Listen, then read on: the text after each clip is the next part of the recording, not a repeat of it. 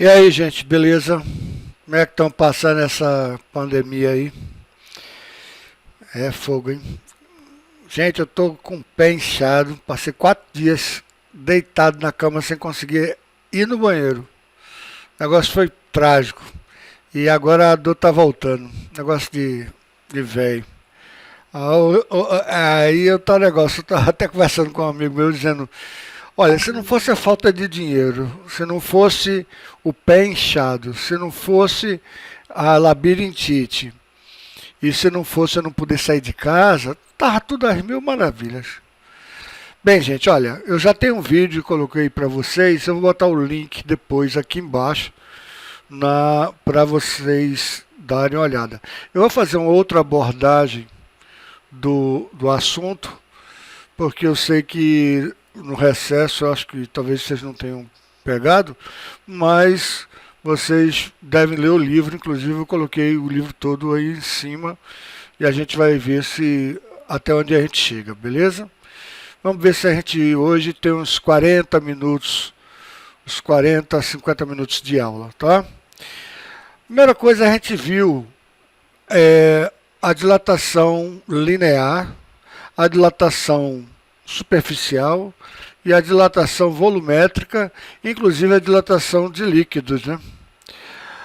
Aí, só que tem uma coisa, nos materiais sólidos, a, a compressão de uma barra de ferro, quando você aumenta a pressão, o volume da barra de ferro não varia muito. Uma chapa de aço também, você comprimindo ela varia, mas não varia tanto. E um bloco de aço também, por mais que você aumente a pressão, o volume dele não varia muito. Tá? Já o líquido já é maior. A gente viu que, por exemplo, o invólucro se dilata menos do que o líquido, por isso que extravasa e tal. E a gente viu isso na unidade passada, né? Até o coeficiente de dilatação térmica aparente e tal. Aqui a gente teve o coeficiente de dilatação volumétrica, aqui a gente teve o coeficiente de dilatação superficial e aqui o coeficiente de dilatação linear. Bem, por que a gente está falando tudo isso? Porque nós vamos ver agora um cara que muda muito quando a temperatura muda. Um cara que muda muito se a pressão mudar. E um cara que as outras variáveis, os outros que a gente chama estados, a pressão e a temperatura, variam se a gente mudar o volume do cara.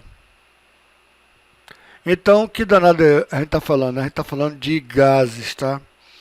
E gases, você pode pensar em gases, a gente vai estudar gases que se assemelham a gases perfeitos. Mas você pode pensar num balão que sobe na atmosfera. Você esquenta o gás, ele fica com a densidade menor, porque você esquentou ele ocupa mais volume. Ora, a massa é a mesma. Ocupando mais volume, densidade, o que é densidade? Densidade é igual a massa sobre volume. Se eu aumento o volume, o que acontece com a densidade? A densidade cai. Ele fica menos denso do que o ar atmosférico, então ele sobe, tá? Ele sobe por empuxo, tá? Então, o camarada que primeiro mediu a pressão atmosférica foi o evangelista Torricelli, tá aqui. E o que é que ele pensou? Ele pensou em pegar um líquido bastante denso, tá? No caso ele pegou mercúrio, e ele deixou essa parte aqui com vácuo, mergulhou o mercúrio, e aqui está o ar. Então aqui tem uma atmosfera, a pressão de uma atmosfera. Uma atmosfera é uma pressão muito grande, são 100 mil newtons por metro quadrado. A mesma coisa você botar 10 elefantes num metro quadrado. É muita coisa, tá? Pra você ter ideia, quando chove, toda aquela chuva estava lá em cima, né?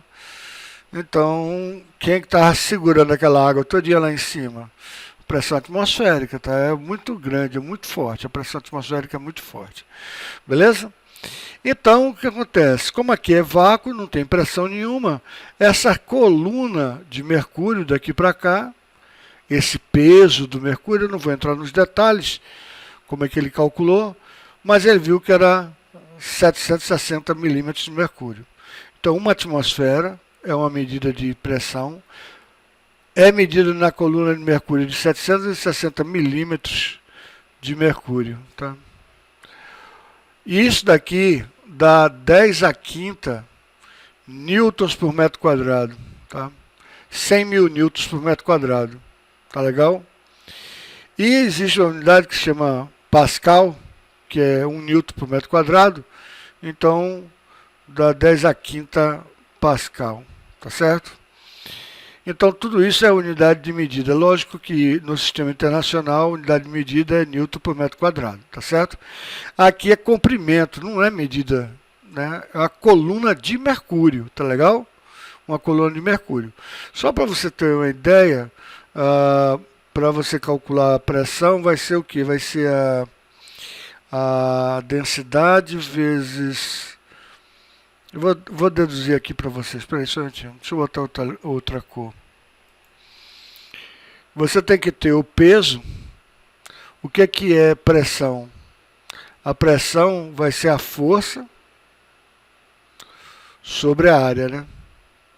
Agora, se eu multiplicar aqui pela altura, em cima e altura embaixo, eu vou ter força vezes altura sobre a área da base vezes a altura é volume.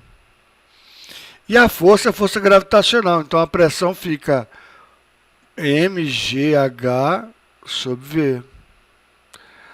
Mas a m sobre V, o que é?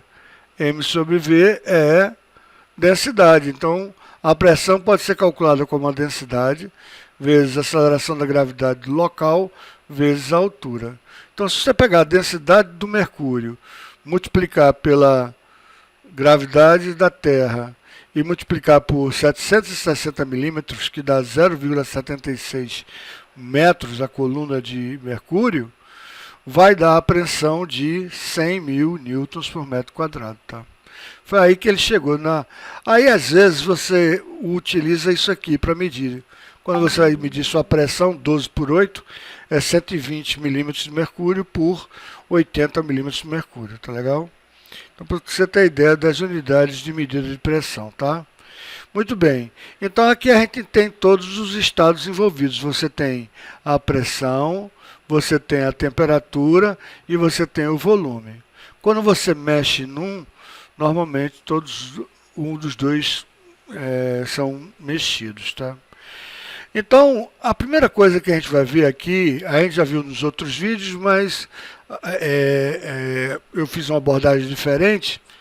Dê uma olhada, eu vou deixar o link aí do outro vídeo.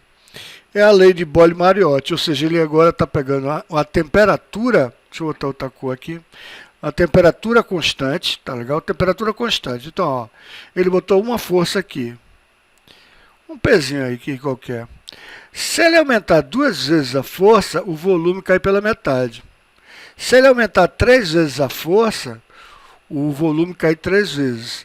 Se ele aumentar 4 vezes a força, o volume cai 4 vezes. Ora, a gente sabe que a força sobre uma área é a pressão. Então, a pressão é diretamente proporcional a essa força que eu estou empurrando esse êmbolo. Quanto maior a força, maior a pressão que eu estou exercendo. Então, significa que pressão é inversamente proporcional ao volume. Ou seja, se eu aumento a pressão, diminui o volume. E se eu diminuo a pressão, o volume aumenta consideravelmente. Então, veja o seguinte, se eu quiser colocar uma igualdade aqui, P, vamos botar uma constante K vezes 1 sobre V. Isso aqui é uma constante, tá? E quem está sendo alterado é o volume ou a pressão, tá? Ora, que gráfico é esse, tá? Que gráfico é esse? Vocês já viram esse gráfico em algum lugar. é o gráfico do tipo y igual a 1 sobre x. Tá? Vou botar y aqui, x aqui. Isso é o que a gente chama de uma hipérbole, né? Quando eu aumento muito o x, o y diminui. Quando eu diminuo muito o x, o y aumenta. Beleza? Aí eu vou deixar alguns links de revisão para esse tipo de função, tá? Então isso aqui é o que a gente chama de isotermas, tá? Deixa eu botar melhor aqui para caber. Então aqui, ó, a gente tem a pressão. Deixa eu botar outra cor. A gente tem a pressão aqui, tá? A gente tem a pressão aqui e tem o volume aqui. E isso daqui é o que a gente chama de isoterma. Quanto maior a temperatura, mais longe dos eixos essa curva, que é uma hipérbole, vai ficar, tá? Então, se eu estou aumentando a pressão, o que é que está acontecendo com o volume? Está diminuindo. E se eu estou diminuindo a pressão, o que é que está acontecendo com o volume? Está aumentando. São inversamente proporcionais. Aqui a pressão é pequena, o volume é grande. Aqui a pressão é grande, então o volume é pequeno. Saber ler coordenadas, né? A gente está no plano cartesiano. Aí, não sei ler plano cartesiano. Bem, aí você tem que aprender, um dia você tem que aprender, tá? Quando você pega o ponto aqui, você tem duas coordenadas. Tem a abscissa e a ordenada, né? Então aqui está correspondendo o volume e a pressão. Pressão aqui é bem baixinha, ó. Olha o eixo da pressão. Ele está bem baixinho. Já o volume está bem alto, né? Agora você vê o seguinte, para o mesmo volume, quanto maior a temperatura, tá legal? Maior vai ter que ser a pressão para segurar aquele mesmo volume. Entendeu? Por isso que as isotermas, quanto maior a temperatura, mais longe do eixo elas estão. Essas isotermas são importantes para a gente ver o seguinte, ver que depois, quando a gente for ver máquinas térmicas, a gente pode passar de uma isoterma para outra, um tipo de transformação, e fazer com que uma locomotiva se mova, ou um carro se mova, esse tipo de coisa. Beleza? Muito bem, então, com isso a gente teve uma noção de que, no caso, aí você tem o outro vídeo da aula passada, então eu não vou repetir o vídeo da aula passada. Você tem que a pressão é inversamente proporcional ao volume para a temperatura constante, isotérmica. Temperatura constante. E a gente viu que... então significa o quê? Significa que você tem a pressão inicial vezes o volume inicial. Vou passar aqui para cá multiplicando, tá certo? Porque a gente sabe que a gente tem pressão vezes volume igual proporcional a 1, né?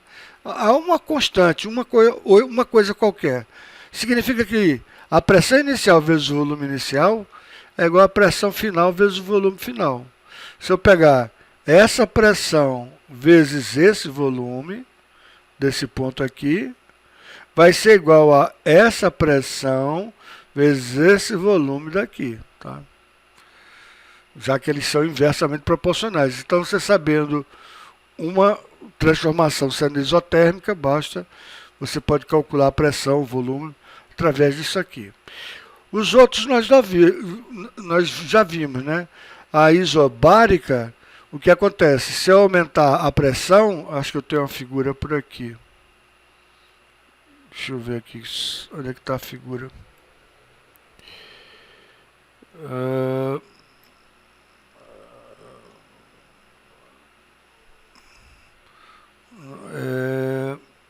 Isotérmica, isobárica. A isobárica está aqui, mas ele está só com um gráfico, ele não botou o pezinho não. A isobárica. Mas a isobárica eu tenho uma simulação aqui, né?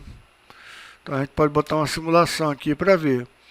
A isobárica, à medida que aumenta a temperatura, vai aumentando a pressão, né? Então vamos ver aqui. A isobárica, transformação isobárica. Isobárica, bárica significa pressão, tá? Modelos. Pronto, aqui está a nossa simulação da pressão isobárica. A gente tem sempre, a temperatura vai ser sempre absoluta, beleza? Sempre a gente vai se relacionar com temperatura absoluta. Porque se eu dobro a temperatura, eu tenho que dobrar em relação à temperatura real e não à temperatura relativa a graus Celsius. Porque aqui, ó, eu botei o volume 27 centímetros cúbicos com 27 Kelvin. Porque se eu botasse 0 Kelvin, o volume seria zero, né? Não tem muita lógica. Mas já a temperatura em Celsius dá menos 246 graus Celsius. Então o volume seria negativo, não tem lógica, né? Então o volume é diretamente proporcional à temperatura absoluta, tá? E aqui agora vamos botar ele para rodar. A temperatura está aumentando, o volume está aumentando diretamente proporcional. Aí, ó. Temperatura e volume aumentando. Temperatura e volume aumentando. Então dá uma equação do primeiro grau aqui, beleza? Equação do primeiro grau que dá para a gente depois tentar ver qual é o nosso zero absoluto e tal. Então aqui ele botou esse gráfico aqui, mas olha, ele botou a temperatura em Kelvin, tá vendo? Então, e ele botou uma projeção. Se chegasse a 0 Kelvin, o volume chegava a zero. Isso, na verdade, não acontece uma vez que o gás se liquefaz antes de chegar no zero absoluto, tá? Mas ele tem nossa nova equação aqui, é que o volume na transformação isobárica, a pressão constante, é diretamente proporcional à temperatura absoluta. Então o volume inicial sobre temperatura inicial vai ser igual ao volume final sobre a temperatura final. Transformação isobárica, tá? E aqui ele botou até o negócio do zero absoluto, que a gente deu uma olhada lá, aqui, ó, o volume e tal. Se você baixasse o volume para o volume chegar a zero, é interessante, mas tem outra maneira de provar, depois no outro vídeo eu vou colocar para vocês, tá? Que aqui vai dar menos 200, aqui está em graus Celsius, então aqui dá menos 273,15 graus Celsius, tá? Esse ponto aqui, beleza? Então vamos lá. E a isovolumétrica é o seguinte, você está com volume constante, então você aumentou a temperatura, com volume constante vai aumentar a pressão, então você vai ter que a pressão é diretamente proporcional à temperatura absoluta, então pressão inicial sobre temperatura inicial é igual a pressão final sobre temperatura final, beleza? Então vamos ver algumas questões aqui resolvidas. Vamos ver essa daqui. Entre as atividades que... Entre as atividades físicas que pratica em uma academia de ginástica, que está fechada, uma moça faz exercícios sobre uma bola calibrada inicialmente com a pressão de 2 vezes 10 a 5 newtons por metro quadrado, tá vendo? 2 atmosferas. Então a pressão é de 2 vezes 10 a 5 newtons por metro quadrado. A gente já viu que uma atmosfera é a pressão de 10 a quinta, 100 mil newtons por metro quadrado. Então, se aqui é 2 vezes 10 a quinta, ele está com 2 atmosferas, tá? E a temperatura ambiente de 27 graus Celsius. Olha só, quando ele bota a temperatura, vou botar Tzinho pequenininho, com 27 graus Celsius, significa que a temperatura absoluta vai ser o quê? Os 27 graus Celsius mais 273, né? O que vai dar 300. É só para dar uma conta exata, tá? Acontece isso demais. Ao finalizar os exercícios, observa-se a variação do volume da bola foi desprezível. Então, volume constante. Volume constante, isovolumétrica, né? Volume constante. Mas a temperatura aumentou 3 graus Celsius. Ó, a temperatura, então, a temperatura inicial é 300 Kelvin. Mas a temperatura final vai ser 303 Kelvin. Aumentou 1%, concorda? Aumentou 1%, né? A temperatura aumentou 1%. Ora, se a temperatura aumentou 1% e o volume é constante, significa que a pressão aumentou 1%, tá?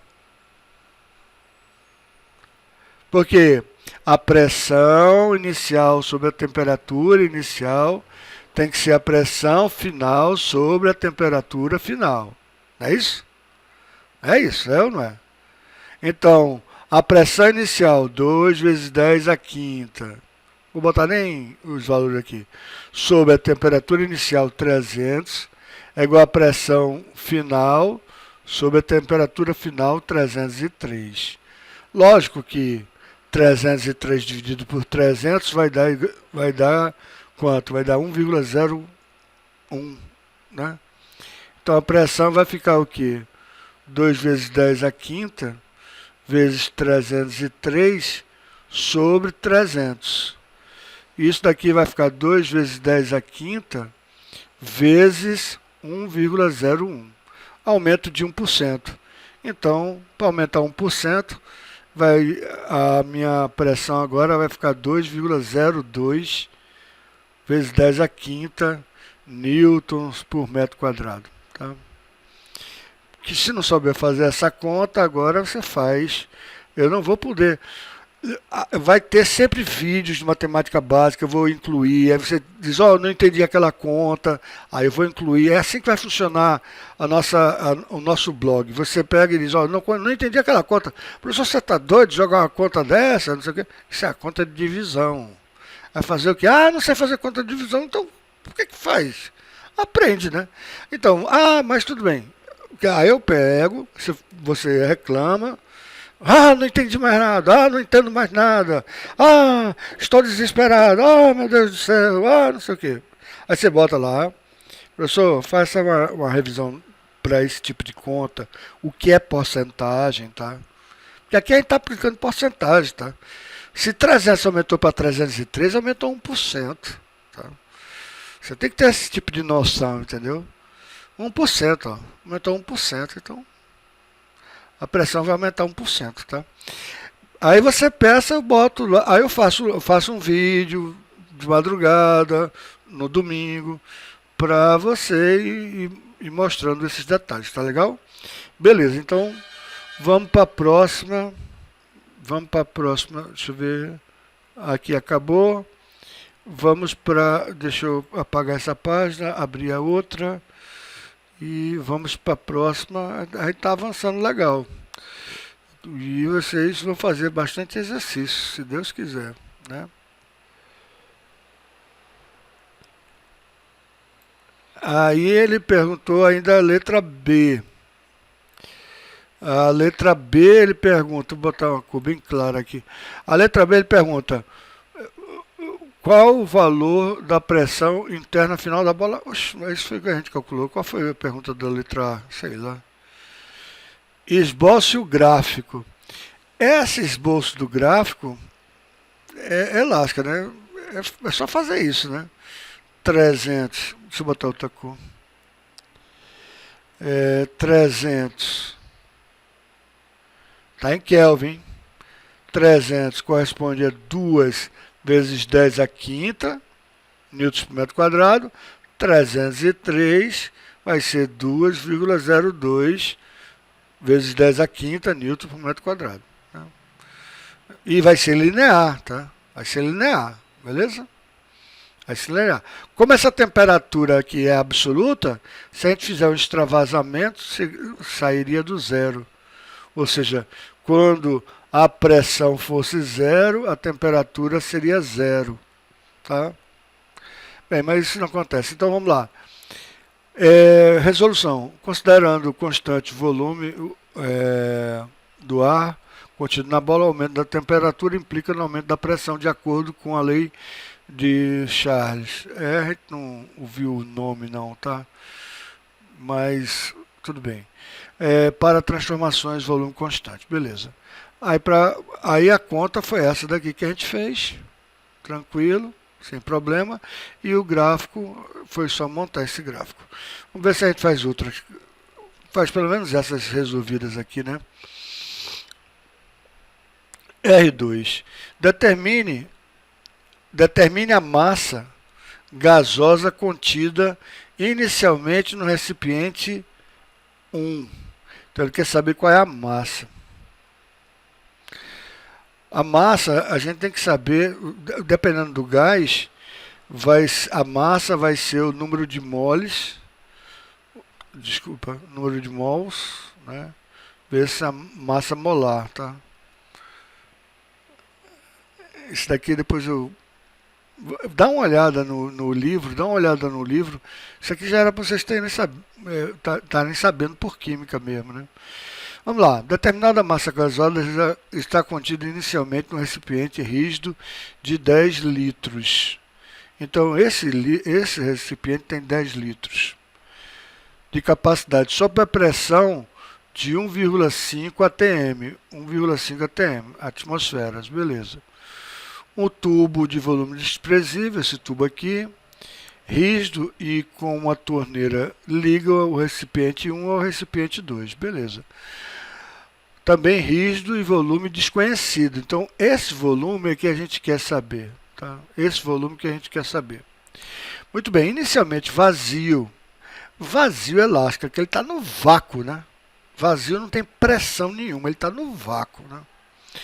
O recipiente 2 fica totalmente preenchido pela massa gasosa após a abertura da torneira, que une os recipientes. O gráfico a seguir apresenta a pressão e o volume da massa gasosa do estado inicial A até o estado final B, quando o recipiente 2 fica totalmente preenchido. Então aqui você tem o A, a posição A e a posição B. Lembrando que isso aqui é uma isoterma, né? Então, significa que a pressão inicial vezes o volume inicial é igual à pressão final vezes o volume final, né? Beleza?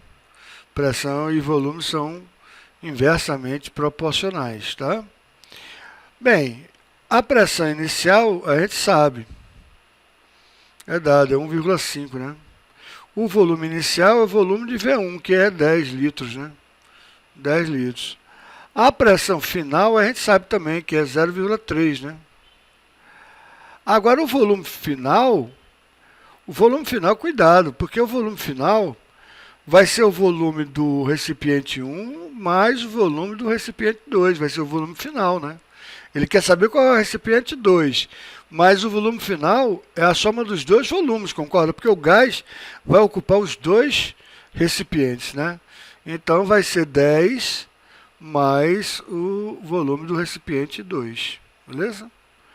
Então aqui a gente faz 10 vezes 1,5 dá 15, dividido por 0,3 é igual a 10 mais o volume 2. Aqui dá 150, dividido por 3 dá 50. 50 é igual a 10 mais V2, então V2 é 40 litros. Beleza, gente? 40 litros. Aí depois você confere aqui, né? Confere aqui como é que ele recebeu. Ele pergunta também... Assim, qual é o tipo de transformação gasosa? Essa daí é isotérmica, né? Qual o volume do recipiente 2? O volume a gente calculou, né? E qual seria o valor da pressão exercida pela massa gasosa nesse conjunto de recipientes se o volume disponível para a massa fosse diminuído para a metade total do conjunto? Qual seria a pressão? A temperatura está constante, né? Qual seria a pressão da massa se o volume disponível para a massa fosse a metade? Ora, como pressão é inversamente proporcional ao volume, se a vai ser metade do volume, a pressão vai dobrar, né? A pressão estava em 0,3, né? Então vai para 0,6. Não tem o que fazer, né? A pressão vezes pressão inicial vezes volume inicial, pressão final vezes volume final, tá certo? Ele pegou, botou metade aqui. Mas ele podia ter calculado de cabeça, era muito mais fácil, né? Porque se a pressão é 0,3 no final, se eu pego e diminuo a pressão, o que, é que vai acontecer com... Se eu diminuo o volume, o que, é que vai acontecer com a pressão? Vai aumentar. Se eu diminuo o volume por 2, significa que a pressão vai ser aumentada por 2. Tá? Você não precisa... Tem coisas que você não precisa fazer cálculo, tá? Você não precisa fazer cálculo, basta raciocinar. Porque se você for fazer cálculo mesmo, às vezes você pode se atrapalhar, tá? Então vamos ver se a gente faz mais um. Vamos fazer mais um e deixar as propostas para vocês. Aí eu vou passar mesmo como dever de casa, tá? Um equipamento formado por um cilindro reto contém determinada massa a 27 graus Celsius. Ah, meu Deus. Para dizer que a temperatura vai ser 27 mais 273, que dá 300 Kelvin, né?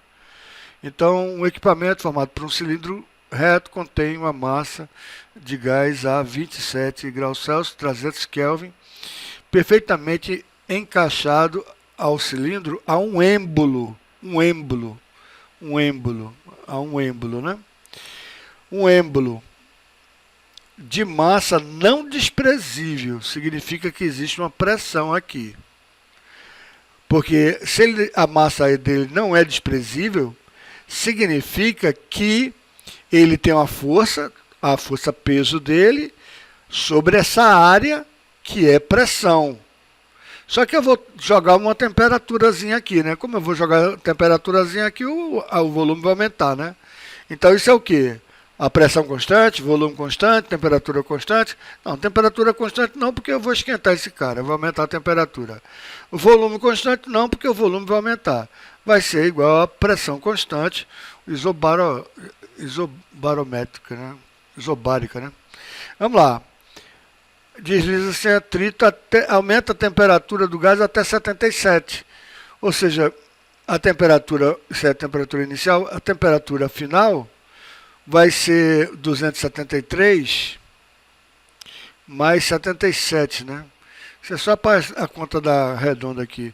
7 mais 3 dá 10, vai 1, 14, 15 vai 1, 350 Kelvin.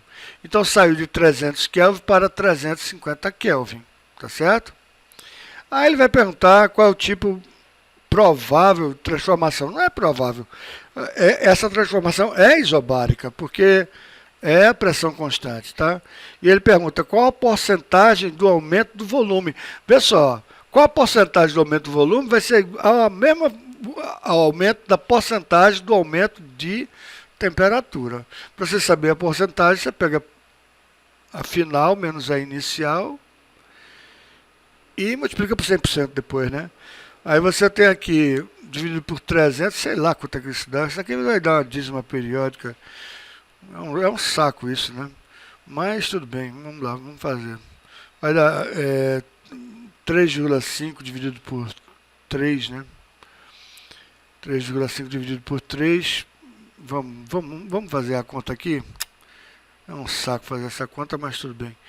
1, 0, aí, vírgula, baixou 5, dá 1, né?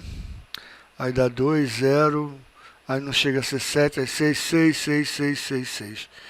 Então, aproximadamente 16% o aumento de temperatura, né? 16%. Ele botou, vê só, ele botou que é 100%, aí fez uma regrinha de 3, 116%. Ora, se eu partir de 100% e fui para 116%, 0,7, porque ele arredondou, né, porque dá uma dízima periódica, é porque eu aumentei 16%. Né? Se eu tinha 100% e fui para 116%, eu aumentei 16%. Ou 17%, né? Porque aqui é uma dízima periódica, é melhor você arredondar 0,1666666, você pode arredondar para 0,17, né? Agora, se você quer saber em porcentagem, o que é você colocar em porcentagem? É você colocar em porcento, né? Por 100. 0,17 é 17 dividido por 100, ou 17%, tá? 17%. Ele botou aqui com 3 algarismos significativos. Então, a variação percentual do volume do gás também é igual a 16,7%. Muito bem. Muito bem, gente. Então, é isso. Deu 40 minutos, deu o valor que eu estava achando. Agora vem o dever de casa de vocês, tá? Em primeiro lugar, eu lembro a vocês que vocês devem colocar seu nome no comentário para marcar sua presença. E, em segundo lugar, vocês devem me entregar ou no WhatsApp ou no e-mail a sua resolução. Eu não quero resposta do livro, não. Eu não quero saber qual é a resposta que o livro está dizendo para você, não. Eu quero que você faça a sua resolução. E, por favor, gente, tem gente fazendo com lápis que, às vezes, para ler fica muito ruim. Se você fizer com lápis, aí depois faz com lápis, aí cobre com caneta, eu nem enxergo nenhuma coisa nem outra. Tente fazer de uma maneira mais escura, tá? Quando você for tirar uma fotografia. E principalmente coloque seu nome completo. Tem gente que está entregando trabalho sem nome. Isso não existe. Então, vou pedir para você fazer o exercício 1, 2, 3, 4, 5, 6. Até quinta-feira, porque sexta-feira é dia dos namorados, aí eu sei lá se botam feriado ou não. Quinta-feira, dia 11, até dia 11, vocês têm até dia 11. Podem colocar nos comentários, diga se foi boa a aula, se foi ruim a aula, se você precisa tirar alguma dúvida, se você não entendeu alguma coisa. Ah, mas não entendi nada. Não, não entendeu nada. Não, você tem que ser mais específico. Diz, olha, aquela conta de porcentagem não entra na minha cabeça. Ah, aquela conta foi não sei o que mais lá. Porque você pode repetir o vídeo, né? Pode repetir o vídeo, se foi muito rápido a solução e tudo, é para você entender e fazer dentro da sua velocidade. Ninguém aqui está querendo apostar a carreira, mas aí não pode ficar perdendo muito tempo com conta de porcentagem, não sei o que, sabe como é? Aí não pode o tempo todo, não sabe fração, não sabe não sei o que. Não, tem que aprender, um dia você tem que aprender fração, tá? Ou então termina, conclui sem perder. Mas bote aí nos comentários, beleza? Bota no comentário, porque a dúvida, a questão, porque a abordagem que eu estou querendo fazer dessa matéria não é a abordagem que está sendo colocada no livro. Porque a abordagem que está sendo colocada no livro, ele vai jogar uma fórmula PV igual a NRT. E essa fórmula não pode ser jogada para você simplesmente. Veio da onde essa fórmula? Veio da onde? Entendeu? Não é um negócio, não foi Deus que disse, e tem gente que decora para você na rádio Tamandaré, a maneira de decorar. Não, não é assim, tá? Então a abordagem tem que ser diferente, beleza? Tá bom? Então, bote a sua presença, não esqueça de botar no comentário o seu nome completo, não assine como anônimo, e bote a questão, se você gostou, se você não gostou, faça a sua crítica, né? Tá rápido demais, sei lá, faça a sua crítica e leia o livro, tá? Embora eu vá fazer uma abordagem diferente do livro, porque eu não concordo com essa abordagem que o livro fez, mas de qualquer forma, você já vai adiantando o assunto. Principalmente quando a gente for ver número de mols, número de Avogadro, esse tipo de coisa é interessante, você já está sabendo, tá? Mas daqui para quinta-feira são 6 questões que é para você fazer e mandar para mim pelo WhatsApp e pelo e-mail, beleza? Então a gente se vê até lá. Valeu, gente.